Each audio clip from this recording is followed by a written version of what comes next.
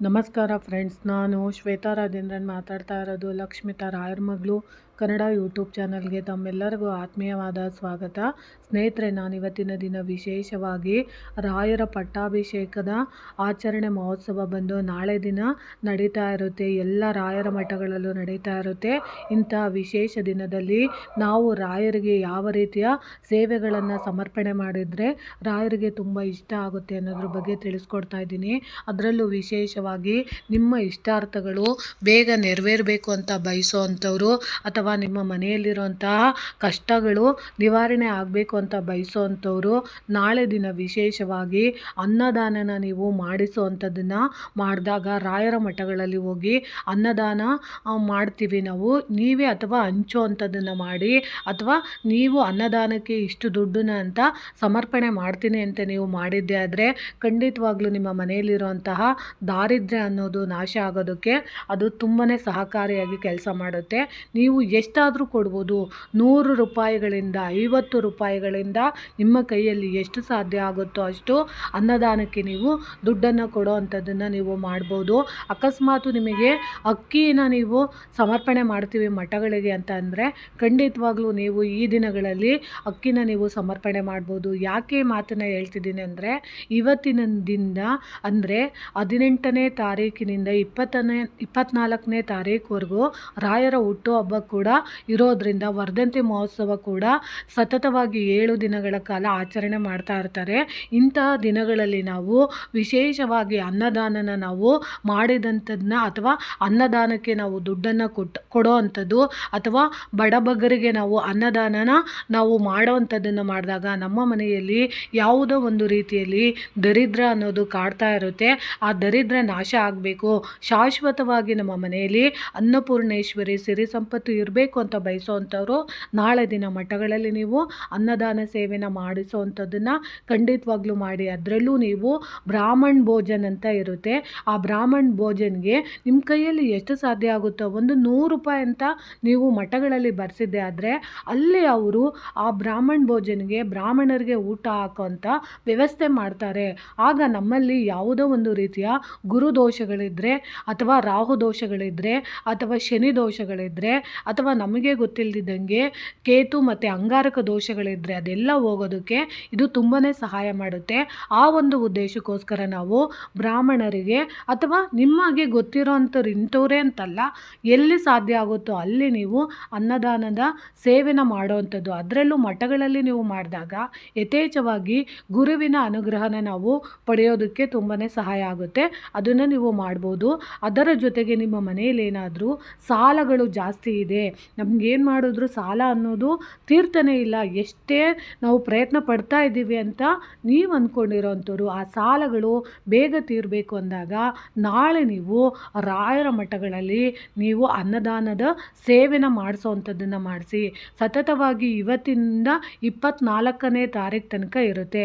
ಅದಾದಮೇಲೆ ನೀವು ವಸ್ತ್ರದಾನ ನೀವು ಮಾಡೋವಂಥದ್ದನ್ನು ನೀವು ಮಾಡಿದಾಗ ಅಂದರೆ ರಾಯರ ಮೂಲ ಬೃಂದಾವನಗಳು ಇದೆಯಲ್ಲ ಅಲ್ಲಿ ನೀವು ವಿಶೇಷವಾಗಿ ರಾಯರಿಗೆ ವಸ್ತ್ರನ ಸಮರ್ಪಣೆ ಮಾಡ್ತಾರೆ. ಅಂದರೆ ಅಲ್ಲಿಗೆ ಸಂಬಂಧಪಟ್ಟಂತಹ ರೇಷ್ಮೆ ವಸ್ತ್ರಗಳನ್ನು ಮತ್ತು ಖಾದಿ ವಸ್ತ್ರಗಳು ಅಂದರೆ ಹತ್ತಿ ಬಟ್ಟೆಯಿಂದ ತಯಾರಿಸಿದಂತಹ ಪಂಚೆ ಮತ್ತು ಶಲ್ಯಗಳನ್ನು ರಾಯರ ಮಠಗಳಿಗೆ ಸಮರ್ಪಣೆ ಮಾಡ್ತಾರೆ. ಅದರಲ್ಲೂ ವಿಶೇಷವಾಗಿ ಪಟ್ಟಾಭಿಷೇಕ ಮಹೋತ್ಸವ ದಿನಗಳಲ್ಲಿ ಮತ್ತು ಹುಟ್ಟುಹಬ್ಬದ ದಿನಗಳಲ್ಲಿ ರೇಷ್ಮೆ ವಸ್ತ್ರಗಳನ್ನು ಸಮರ್ಪಣೆ ಮಾಡ್ತಾರೆ. ಆ ರೇಷ್ಮೆ ವಸ್ತ್ರನ ನಾವು ಸಮರ್ಪಣೆಯಾಗಿ ನಾವು ರಾಯರಿಗೆ ಕೊಟ್ಟಾಗ ಕೊಟ್ಟಾಗ ನಮಗೆ ಯಾವುದೋ ಒಂದು ರೂಪದಲ್ಲಿ ಉದ್ಯೋಗದಲ್ಲಿ ಅಡೆತಡೆ ಆಗಿದ್ದರೆ, ಆಯುಷ್ಯದಲ್ಲಿ ಏನಾದರೂ ಕಂಟಕಗಳಿದ್ದರೆ, ಅಥವಾ ನಮ್ಮ ಮಕ್ಕಳ ವಿದ್ಯಾಭ್ಯಾಸ ಚೆನ್ನಾಗಿ ಆಗಬೇಕು, ನಮ್ಮ ಮಕ್ಕಳು ಯಾವುದೋ ಒಂದು ರೀತಿಯಲ್ಲಿ ಗುರಿ ಮತ್ತು ಸಾಧನೆನ ಮಾಡಬೇಕು, ಅಥವಾ ನೀವು ಇಷ್ಟಪಡುವಂಥ ಉದ್ಯೋಗದಲ್ಲಿ ನಿಮಗೆ ಹೆಚ್ಚಿನ ರೀತಿಯಲ್ಲಿ ಸಂಬಳ ಬರೋವಂಥದ್ದು, ಬಡ್ತಿ ಬರೋವಂಥದ್ದು, ಅಥವಾ ನೀವು ಮಾಡ್ತಿರೋಂಥ ಬಿಸ್ನೆಸ್ಸು ನಿಮಗೆ ಚೆನ್ನಾಗಿ ಆಗಿ ಬರಬೇಕು ಅನ್ನೋ ಆಸೆ ಅಭಿಲಾಷೆ ಇರೋವಂಥವ್ರು ನಾಳೆ ದಿನ ನೀವು ವಸ್ತ್ರದಾನನ ಮಾಡಿ, ಅದರಲ್ಲೂ ರೇಷ್ಮೆ ಬಟ್ಟೆಗಳಿಂದ ತಯಾರಿಸಿದಂತಹ ವಸ್ತ್ರನ ನೀವು ದಾನ ಮಾಡೋದ್ರಿಂದ ಆಯುಷ್ಯ ಅನ್ನೋದು ಹೆಚ್ಚಾಗುತ್ತೆ. ಯಾವುದೋ ಕಾರಣಕ್ಕೆ ಅಪಮೃತ್ಯು ಕಂಟಕಗಳಿರುತ್ತೆ, ಅನಾರೋಗ್ಯದ ಸಮಸ್ಯೆಗಳಿರುತ್ತೆ, ನಮ್ಗೆ ಹೇಳ್ಕೊಳಕ್ಕಾಗದಿರೋಂಥ ಮಾನಸಿಕ ವೇದನೆಗಳಿರುತ್ತೆ. ಅಂಥ ವೇದನೆಗಳೆಲ್ಲ ಹೋಗಬೇಕು ಅಂತ ಬಯಸೋವಂಥವ್ರು ನಾಳೆ ದಿನ ರೇಷ್ಮೆಯ ವಸ್ತ್ರನ ನೀವು ದಾನವಾಗಿ ಕೊಡ್ಬೋದು. ಅಕಸ್ಮಾತ್ ನಿಮಗೆ ಅಷ್ಟು ದುಡ್ಡನ್ನು ಕೊಟ್ಟು 10-15 ಸಾವಿರ ರೇಷ್ಮೆ ವಸ್ತ್ರನ ನೀವು ದಾನ ಮಾಡೋಕ್ಕಾಗಲಿಲ್ಲ ಅಂದ್ರೂ ಅಲ್ಲಿ ನೀವು ಮಠಗಳಿಗೆ ಹೋಗಿ ವಿಶೇಷವಾಗಿ ನೀವು ನಿಮ್ಮ ಕೈಯಲ್ಲಿ ಎಷ್ಟು ಆಗುತ್ತೋ ಅಷ್ಟು ನೀವು ವಸ್ತ್ರದಾನಕ್ಕೆ, ಅಂದರೆ ರೇಷ್ಮೆಯ ವಸ್ತ್ರದಾನಕ್ಕೆ ಅಂತಲೇ ನಿಮ್ಮ ಹೆಸರು, ನಕ್ಷತ್ರ, ಗೋತ್ರಗಳನ್ನು ಹೇಳಿ ಸಂಕಲ್ಪ ಮಾಡಿಸಿ ನೀವು ಅರ್ಚಕರ ಹತ್ರ ನೀವು ಬರೆಸೋದ್ರಿಂದ ಅವರು ರಾಯರಿಗೆ ತರ್ತಾ ಇರೋಂಥ ವಸ್ತ್ರಗಳನ್ನು ಅವರು ತರ್ತಾ ಇರ್ತಾರಲ್ಲ, ಅಥವಾ ಪಟ್ಟಾಭಿಷೇಕಕ್ಕೆ ತರೋವಂಥದ್ದು, ಅಥವಾ ಹುಟ್ಟುಹಬ್ಬದ ದಿನಗಳಲ್ಲಿ ತರೋಂತಹ ಆ ವಸ್ತ್ರಕ್ಕೆ ನೀವು ಕೊಟ್ಟಿರೋಂಥ ಹಣನ ಅವರು ಸೇರಿಸ್ಕೊಂಡು ತರೋದ್ರಿಂದ ಅಲ್ಲೂ ನೀವು ರಾಯರ ಸೇವೆನ ಮಾಡಿದಂಥದ್ದು ಖಂಡಿತವಾಗ್ಲೂ ಆಗುತ್ತೆ. ಅದನ್ನು ಕೂಡ ನೀವು ಮಾಡಿಸೋವಂಥದ್ದನ್ನು ಮಾಡ್ಬೋದು. ಇನ್ನು ನೀವು ನಾಳೆ ದಿನ ವಿಶೇಷವಾಗಿ ನೀವು ಜೇನುತುಪ್ಪನ ನೀವು ದಾನ ಮಾಡೋವಂಥದ್ದನ್ನು ಮಾಡಬೇಕು. ಗುರುಗಳಿಗೆ ಯಾವಾಗಲೂ ಅಷ್ಟೇ, ಅವರು ಯಾವಾಗಲೂ ಯತಿಗಳಾಗಿರೋದ್ರಿಂದ ಅವರು ಜಾಸ್ತಿ ಸಾತ್ವಿಕ ಆಹಾರಗಳನ್ನು ಸಮರ್ಪಣೆ ಮಾಡೋವಂಥದ್ದು ಇರುತ್ತೆ. ನೈವೇದ್ಯಕ್ಕೆ ನಾವು ಕೊಟ್ಟಂತಹ ಯಾವುದೇ ಆಹಾರ ವಸ್ತುಗಳು ಅವರಿಗೆ ಉಪಯೋಗ ಆಗೋವಂಥದ್ದು ಇರಬೇಕು. ಅದರಲ್ಲೂ ನೀವು ಕೊಡುವಂಥ ಜೇನುತುಪ್ಪ, ನಾಳೆ ದಿನ ನೀವು ಕೊಟ್ಟಂಥ ಜೇನುತುಪ್ಪ ಪ್ರತಿ ದಿನಗಳಲ್ಲಿ ಏಕಾದಶಿ ದಿನಗಳು ಹೊರತುಪಡಿಸಿ ಮಿಕ್ಕಿದ ದಿನಗಳಲ್ಲಿ ವಿಶೇಷವಾಗಿ ರಾಯರ ಮೂಲ ಬೃಂದಾವನಕ್ಕೆ ಅಭಿಷೇಕ ಮಾಡೋದಕ್ಕೆ ಈ ಜೇನುತುಪ್ಪನ ಉಪಯೋಗಿಸ್ಕೊತಾರೆ. ಆವಾಗ ನಮ್ಮಲ್ಲಿರುವಂತಹ ಯಾವುದೋ ಒಂದು ಗರ್ಭದೋಷದ ಸಮಸ್ಯೆಗಳಿರ್ಬೋದು, ಮಾನಸಿಕ ಕಿರಿಗಳಿರ್ಬೋದು, ಅದರ ಜೊತೆಗೆ ನಮಗೆ ಗೊತ್ತಿಲ್ಲದಿದ್ದಂಗೆ ಯಾವುದೋ ಶಾಪಗಳಿರ್ಬೋದು, ಅಥವಾ ಪಿತೃದೋಷಗಳಿರ್ಬೋದು, ಗುರುದೋಷಗಳಿರ್ಬೋದು, ಅಂಥ ದೋಷಗಳೆಲ್ಲ ಹೋಗೋದಕ್ಕೆ ನಾವು ಜೇನುತುಪ್ಪನ ನಾಳೆ ದಿನ ದಾನ ಮಾಡೋವಂಥದ್ದನ್ನು ಖಂಡಿತವಾಗ್ಲೂ ಮಾಡ್ಬೋದು. ಅದಾದಮೇಲೆ ನೀವು ವಿಶೇಷವಾಗಿ ನೀವು ನಾಳೆ ದಿನ ನಿಮಗೆ ನಿಮ್ಮ ಕೈಯಲ್ಲಿ ಏನಾದ್ರೂ ವಸ್ತುಗಳನ್ನು ನೀವು ದಾನ ಮಾಡ್ತೀನಿ ಅಂತಂದರೆ, ಅದರಲ್ಲೂ ವಿಶೇಷವಾಗಿ ನಾಳೆ ದಿನ ರಾಯರ ಮಠಗಳಲ್ಲಿ ಬೆಳ್ಳಿಯ ದೀಪಗಳನ್ನು ದಾನವಾಗಿ ಕೊಡುವಂಥದ್ದನ್ನು ಖಂಡಿತವಾಗ್ಲೂ ಮಾಡ್ತಾರೆ. ಯಾಕಂದರೆ ನಮ್ಮ ಆರೋಗ್ಯದ ಜೊತೆಗೆ ನಮ್ಮ ಕಣ್ಣುಗಳು ಚೆನ್ನಾಗಿ ಕಾಣಿಸ್ಬೇಕು, ಅಥವಾ ನಮ್ಮ ಕಣ್ಣುಗಳು ಯಾವುದೇ ರೀತಿಯ ಹಾನಿಗೊಳಗಾಗಬಾರ್ದು, ನಮ್ಮಲ್ಲಿ ಯಾವುದೋ ಒಂದು ರೀತಿಯಲ್ಲಿ ಅನಾರೋಗ್ಯ ಸಮಸ್ಯೆ ದೀರ್ಘಕಾಲದಿಂದ ಕಾಡ್ತಾ ಇದೆ ಅಂತ ಅನ್ನೋರು, ಅಥವಾ ನಿಮ್ಮ ಜೀವನದಲ್ಲಿ ವ್ಯಾಪಾರ ವ್ಯವಹಾರ ಅನ್ನೋದು ಅಭಿವೃದ್ಧಿ ಆಗ್ತಾನೇ ಇಲ್ಲ, ನಾನು ಎಲ್ಲದರಲ್ಲೂ ಪ್ರತಿ ಹಂತದಲ್ಲೂ ನಾನು ಸೋಲ್ತಾ ಇದ್ದೀನಿ ಅಂತ ಅನ್ನೋರು, ನಾಳೆ ದಿನ ನಿಮಗೆ ಸಾಧ್ಯವಾದರೆ, ನಿಮಗೆ ಕೊಡೋ ಚೈತನ್ಯ ಇದ್ದರೆ ನಾಳೆ ದಿನ ಬೆಳ್ಳಿಯ ದೀಪಗಳನ್ನು, ಅದರಲ್ಲೂ ಯಾಕೆ ಬೆಳ್ಳಿ ದೀಪಗಳನ್ನು ನೀವು ಕೊಡಬೇಕು ಅಂತಂದರೆ, ಬೆಳ್ಳಿ ಬಂದು ಯಾವಾಗಲೂ ಮನಸ್ಸಿನ ಕಾರಕ ಆಗಿರ್ತಾರೆ. ನಮ್ಮ ಮನಸ್ಸಲ್ಲಿರೋಂಥ ನೋವುಗಳು, ಅಥವಾ ನಮಗೆ ಗೊತ್ತಿಲ್ಲದಿದ್ದಂಗೆ ನಮ್ಮಲ್ಲಿ ಆತಂಕ ಇರುತ್ತೆ, ಭಯ ಇರುತ್ತೆ, ಅಥವಾ ನಮಗೆ ಗೊತ್ತಿಲ್ಲದಿದ್ದಂಗೆ ನಮ್ಮ ಜೀವನ ಎತ್ತ ಸಾಗ್ತಿದೆ ಅನ್ನೋ ತಿಳುವಳಿಕೆ ಕೂಡ ಇಲ್ದಲೇ ಕೆಲವೊಂದು ಟೈಮಲ್ಲಿ ನಮ್ಮನ್ನು ನಾವು ನಾಶ ಮಾಡ್ಕೊಬೇಕು ಅನ್ನೋ ಮನಸ್ಥಿತಿಯಲ್ಲಿರೋಂತಹ ವ್ಯಕ್ತಿಗಳು ನಾಳೆ ದಿನ ದೀಪಗಳನ್ನು ನೀವು ದಾನವಾಗಿ ಕೊಡುವಂಥದ್ದು, ಅದರಲ್ಲೂ ನೀವು ಕೊಟ್ಟಂತಹ ದೀಪಗಳನ್ನು ಅಲ್ಲಿ ರಾಯರ ಸೇವೆಗಳಿಗೆ ಬಳಸ್ಕೊತಾರೆ. ಅದರಲ್ಲೂ ಆರತಿ ಸೇವೆಗಳಿಗೆ ಬಳಸ್ಕೊಂಡಾಗ ನಮ್ಮಲ್ಲಿರೋಂತಹ ಪಿತೃದೋಷಗಳಾಗಿರ್ಬೋದು, ಅಥವಾ ಶಾಪಗಳಿರ್ಬೋದು, ಅಥವಾ ನಮಗೆ ಗೊತ್ತಿಲ್ಲದಿದ್ದಂಗೆ ನಾವು ಮಾಡಿದಂಥ ಪಾಪಗಳನ್ನು ನಾವು ನಿವಾರಣೆ ಮಾಡ್ಕೊಳ್ಳೋದಕ್ಕೆ ಬೆಳ್ಳಿ ದೀಪಗಳನ್ನು ನಾವು ದಾನವಾಗಿ ಕೊಡುವಂಥದ್ದನ್ನು ಮಾಡ್ಬೋದು. ಅಕಸ್ಮಾತ್ ನಿಮಗೆ ಅಷ್ಟೂ ದಾನ ಮಾಡೋಕ್ಕಾಗಲಿಲ್ಲ ಅಂದರೆ ಅದಕ್ಕೂ ಕೂಡ ನೀವು ಸಂಕಲ್ಪ ಮಾಡಿಸಿ ಇಷ್ಟೇ ಅಮೌಂಟ್ ಅಂತ ಹೇಳಿ ನೀವು ಅದಕ್ಕೆ ಬರೆಸ್ಬೋದು. ಇನ್ನು ನೀವು ನಾಳೆ ದಿನ ನೀವು ಅಕ್ಕಿ ದಾನನ ಮಾಡೋ ಅಂಥದ್ದು. ನಾಳೆ ದಿನ ನೀವು ಹೋಗಿ ರಾಯರ ಮಠಗಳಲ್ಲಿ ನಿಮ್ಮ ಕೈಯಲ್ಲಿ ಎಷ್ಟು ಸಾಧ್ಯ ಆಗುತ್ತೋ ಒಂದು 5 kgಯಿಂದ ಹಿಡಿದು ನೀವು 25 kg 50 kg ಅಷ್ಟು ನೀವು ಅಕ್ಕಿನ ದಾನ ಮಾಡ್ಬೋದು. ನೀವು ಈ ರೀತಿಯಲ್ಲಿ ಅಕ್ಕಿಗಳನ್ನು ದಾನ ಮಾಡೋದ್ರಿಂದ ನಾವು ಮಾಡಿದಂತಹ ಯಾವುದೋ ಗೊತ್ತೋ ಗೊತ್ತಿಲ್ಲದೆಯೋ ಯಾವುದೋ ಒಂದು ಪಾಪಗಳನ್ನು ಮಾಡಿರ್ತೀವಿ, ಆ ಪಾಪಗಳನ್ನು ಪರಿಹಾರ ಮಾಡೋದಕ್ಕೆ ಇದು ತುಂಬಾ ಸಹಾಯ ಮಾಡುತ್ತೆ. ನೀವು ಇದನ್ನು ನೀವು ರಾಯರ ಹುಟ್ಟುಹಬ್ಬದ ದಿನದ ಒಳಗಾಗಿ ಕೂಡ ನೀವು ಮಾಡ್ಬೋದು. 24ನೇ ತಾರೀಕು ತನಕ ಇರುತ್ತೆ. ಖಂಡಿತವಾಗ್ಲೂ ನೀವು ಈ ಸೇವೆನ ಮಾಡ್ಬೋದು. ಅದಾದಮೇಲೆ ನೀವು ತುಪ್ಪ ದಾನನ ನೀವು ಮಾಡೋ ಅಂಥದ್ದನ್ನು ಮಾಡ್ಬೋದು. ಯಾಕೆಂದರೆ ನಮಗೆ ಗೊತ್ತಿಲ್ಲದಿದ್ದಂಗೆ ರೋಗಗಳು ನಮ್ಮನ್ನು ಬಾಧಿಸ್ತಾ ಇರುತ್ತೆ. ಅದು ಚರ್ಮವ್ಯಾಧಿ ಆಗಿರ್ಬೋದು ಅಥವಾ ದೈಹಿಕವಾಗಿರ್ಬೋದು, ಮಾನಸಿಕವಾಗಿರ್ಬೋದು. ಅದು ನಮಗೆ ಇರೋಂತಹ ಅನೇಕ ರೀತಿಯ ಸಮಸ್ಯೆಗಳು ನಮಗೆ ಕಾಡ್ತಾ ಇದ್ದಾಗ ನಾವು ಆ ರೋಗ ಆದಷ್ಟು ಬೇಗ ನಮಗೆ ಪರಿಹಾರ ಆಗಬೇಕು ಅಂತ ಹೇಳಿ ನಾವು ದಾನ ಕೊಡೋದ್ರಿಂದ ರೋಗಗಳನ್ನೋದು ಹೋಗುತ್ತೆ. ಅದಾದಮೇಲೆ ನೀವು ನಾಳೆ ದಿನ ವಿಶೇಷವಾಗಿ ರಾಯರ ಮಠಗಳಲ್ಲಿ ಅಭಿಷೇಕ ಮಾಡ್ತಾ ಇರ್ತಾರೆ. ಅಂಥ ಅಭಿಷೇಕಗಳಿಗೆ ನೀವು ಹಾಲನ್ನು ಕೊಡೋ ಅಂಥದ್ದನ್ನು ನೀವು ಮಾಡಿದಾಗ ನಿಮಗೆ ಗೊತ್ತಿಲ್ಲದಿದ್ದಂಗೆ ನಿಮ್ಮ ಜೀವನದಲ್ಲಿ ಬರೀ ದುಃಖ ಅನ್ನೋದು ಆವರಿಸ್ಕೊಂಬಿಟ್ಟಿದೆ. ನಮ್ಮ ಜೀವನದಲ್ಲಿ ಸಂತೋಷ ಅನ್ನೋದು ನಾವು ಎಷ್ಟೇ ಹುಡುಕಿದ್ರೂ ನಮ್ಮ ಹತ್ರ ಬರ್ತಾ ಇಲ್ಲ, ಅಥವಾ ನಾನು ಎಲ್ಲ ಪ್ರಯತ್ನ ಪಡ್ತಾ ಇದ್ದೀನಿ, ಆ ಪ್ರಯತ್ನ ನಾನು ಪಟ್ಟಾಗ್ಲಿಂದನೂ ನನಗೆ ಯಾವುದೇ ರೀತಿ ಸಂತೋಷ ಅನ್ನೋದು ನನಗೆ ಗಳಿಸ್ಕೊಳ್ಳೋಕ್ಕೂ ಆಗ್ತಾ ಇಲ್ಲ, ಅಥವಾ ಅದು ಸಿಗ್ತಾ ಇಲ್ಲ ಅಂತ ನಿಮಗೆ ಕೀಳರಿಮೆ ಇದ್ದರೆ ಅಂಥವರು ನಾಳೆ ದಿನ ತುಪ್ಪ ದಾನನ ನೀವು ಮಾಡೋ ಅಂಥದ್ದನ್ನು ನೀವು ಮಾಡ್ಬೋದು. ಅದಾದಮೇಲೆ ನೀವು ವಿಶೇಷವಾಗಿ ಹಾಲು ದಾನ ಕೂಡ ಮಾಡ್ಬೋದು.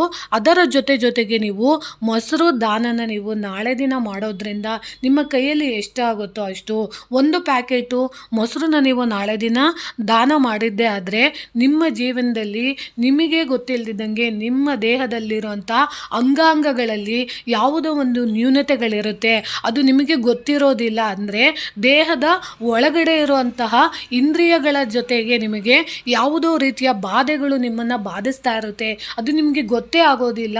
ಅದು ಯಾವ ರೀತಿ ಕೆಲಸ ಮಾಡ್ತಿದೆ, ಅಥವಾ ಯಾವುದೋ ಇದ್ದಕ್ಕಿದ್ದಂತೆ ದುಃಖ ಆಗೋದು, ಇದ್ದಕ್ಕಿದ್ದಂತೆ ಸಂಕಟ ಆಗೋದು, ನಮ್ಮನ್ನು ನಾವು ನಾಶ ಮಾಡ್ಕೊಬೇಕು ಅಂತ ಅನಿಸೋದು, ಅಥವಾ ನಮಗೆ ಗೊತ್ತಿಲ್ಲದಿದ್ದಂಗೆ ನಾವು ಮಾಡಿದಂತಹ ಪಾಪಗಳು ನಮಗೆ ಗೊತ್ತಿಲ್ಲದಿದ್ದಂಗೆ ಅದು ರೋಗವಾಗಿ ಪರಿಣಮಿಸಿ ನಮಗೆ ಚಿತ್ರಹಿಂಸೆಗಳನ್ನು ಕೊಡ್ತಾ ಇರುತ್ತೆ. ಅಥವಾ ನಮಗೆ ಗೊತ್ತಿಲ್ಲದಿದ್ದಂಗೆ ನಮ್ಮ ದೇಹ ಮತ್ತು ಮನಸ್ಸು ನಮ್ಮ ಕೈಯಲ್ಲಿ ಇರೋದಿಲ್ಲ. ಅಂದರೆ ನಮ್ಮನ್ನು ಬಿಟ್ಟು ನಮಗೆ ಗೊತ್ತಿಲ್ಲದಿದ್ದಂಗೆ ಬೇರೆ ಬೇರೆ ರೀತಿಯಲ್ಲಿ, ಅದು ನಮಗೆ ಗೊತ್ತಿಲ್ಲದೇ ಇರೋ ರೀತಿಯಲ್ಲಿ ನೋವುಗಳನ್ನು, ಸಂಕಟಗಳನ್ನು, ಬಾಧೆಗಳನ್ನು ತರ್ತಾ ಇರುತ್ತೆ. ಇಂತಹ ಬಾಧೆಗಳು ನಮ್ಮಿಂದ ನಿವಾರಣೆ ಆಗಬೇಕು ಅಂದರೆ ನಾವು ನಾಳೆ ದಿನ ಮೊಸರನ್ನು ನಾವು ದಾನ ಮಾಡೋ ಅಂಥದ್ದನ್ನು ಮಾಡಬೇಕು.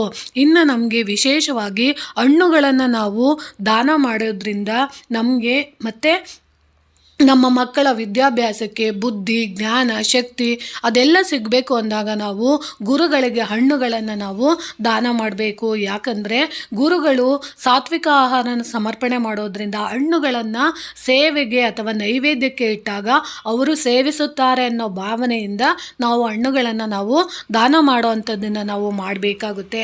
ಅದರಲ್ಲೂ ವಿಶೇಷವಾಗಿ ನಾಳೆ ದಿನ ನೀವು ನಿಮ್ಮಲ್ಲಿ ಏನಾದರೂ ಒಂದು ಕೆಟ್ಟ ಗುಣಗಳಿದ್ದರೆ, ಅಂದರೆ ನಿಮಗೆ ಗೊತ್ತಿರುತ್ತೆ ನನ್ನಲ್ಲಿ ಕೋಪ ಜಾಸ್ತಿ ಇದೆ, ಅಥವಾ ಮುನಿಸು ಬರ್ತಾ ಇರುತ್ತೆ, ಅಥವಾ ನಾನು ಪದೇ ಪದೇ ಜಗಳ ಆಡ್ತಾ ಇರ್ತೀನಿ, ಅದು ನಿಮಗೆ ಗೊತ್ತಿರುತ್ತೆ. ನಿಮ್ಮಲ್ಲಿ ಯಾವುದಾದರೂ ಒಂದು ಕೆಟ್ಟ ಗುಣಗಳಿದ್ದರೆ ಆ ಕೆಟ್ಟ ಗುಣ ನನ್ನಿಂದ ದೂರ ಆಗಬೇಕು ಅಂತ ನೀವು ಬಯಸೋ ಅಂಥವ್ರು ನಾಳೆ ದಿನ ಮರೆಯದಲೇನೆ ರಾಯರ ಮಠದಲ್ಲಿ ನಿಮಗೆ ನೀವೇ ಪ್ರತಿಜ್ಞೆನ ಮಾಡ್ಕೊಳ್ಳೋ ಅಂಥದ್ದನ್ನು ಖಂಡಿತವಾಗ್ಲೂ ಮಾಡ್ಕೊಳ್ಳಿ. ಯಾಕಂದರೆ ನಾಳೆ ದಿನ ನೀವು ರಾಯರ ಮುಂದೆ ಒಂದು ವಾಗ್ದಾನನ ನೀವು ಮಾಡಿದ್ದೇ ಆದರೆ ನೀವೇ ನಿಮ್ಮ ಲೈಫಲ್ಲಿ ಈ ಒಂದು ವರ್ಷದಲ್ಲಿ ಆಗೋ ಬದಲಾವಣೆ ನಿಮಗೆ ಗೊತ್ತಿಲ್ಲದ ರೀತಿಯಲ್ಲಿ ಯಾವುದೋ ಒಂದು ಬದಲಾವಣೆ ಅನ್ನೋದು ನಿಮಗೆ ಯಾವುದೋ ಒಂದು ಯಶಸ್ಸಿನ ಕಡೆಗೆ ದಾರಿ ಮಾಡಿಕೊಡೋದಕ್ಕೆ ಖಂಡಿತವಾಗ್ಲೂ ಸಹಾಯ ಮಾಡುತ್ತೆ. ಯಾಕಂದರೆ ನಾಳೆ ದಿನ ಬಂದು ವಿಶೇಷವಾಗಿ ರಾಯರ ಪಟ್ಟಾಭಿಷೇಕ ಆಚರಣೆ ಮಾಡೋದ್ರ ಜೊತೆಗೆ ನಾವು